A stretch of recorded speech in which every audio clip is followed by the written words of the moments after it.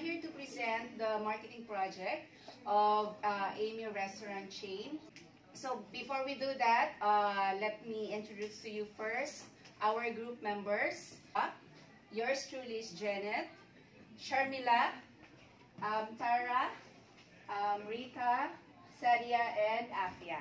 So we are here to discuss some of the proposed findings that we need to develop in doing the proposed marketing study about the or under Amy umbrella. The agenda of this proposed study, because we are acting here as the marketing researchers for the institution. So our agenda is the qualitative analysis of new trends, research project plan, the survey design, target segments, and survey administration that will be discussed by some of our group members. So my part is to discuss about the qualitative analysis of new trends. What is qualitative analysis of new trends? This involves in the observation or what are some of the factors that being observed or affects the trends of the consumer behaviors or the customers' behaviors. So first, we identify the consumer behavior trends.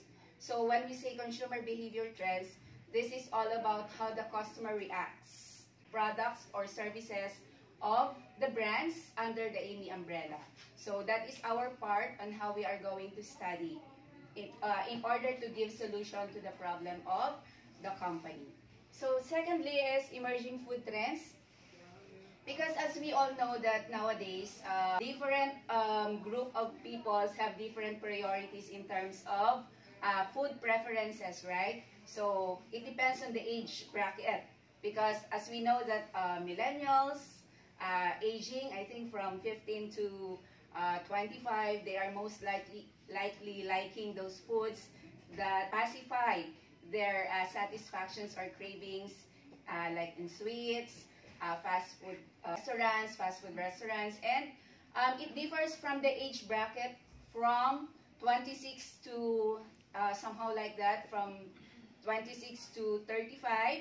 So they are more likely health conscious, but when it comes to 45 going up, they are choosing the foods, for example, the vegetables, those healthy foods that can give longer life. So the technological advancement, this involves how the technology affects the restaurant consumers' behavior, because nowadays we know that we are living in the advanced technologies like the meetings, the virtual trainings is conducted already in actually back home. Our meetings before pandemic, we are gathered in one conference room, and then we are served with different foods coming from one of the restaurants that is having very high integrity in terms of food offerings. So, but nowadays, because of the technological advancement, service of those restaurants are being limited already. So, virtually, even without food, we can conduct meetings, right? So that is one of the problems that some of the restaurants are having issues because their consumers are being limited too, right?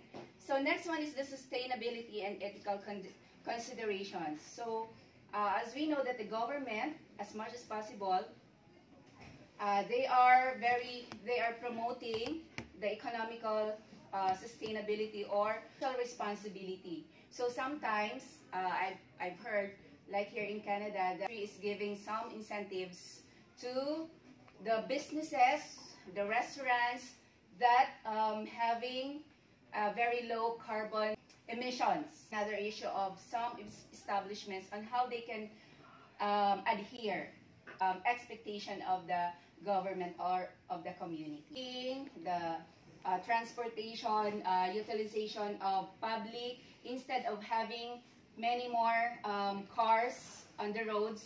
So it will affect the dining capabilities of the people going to the restaurant. Industry disruptions. So this involves the impact of the online and shopping, so like Amazon. So how it affects the businesses. Yeah. And lastly, it's economic and demographic factors, as I've said. So the level of income of the family can affect the growth and advancement of the brands under AMI umbrella. So the floor to Sharmila.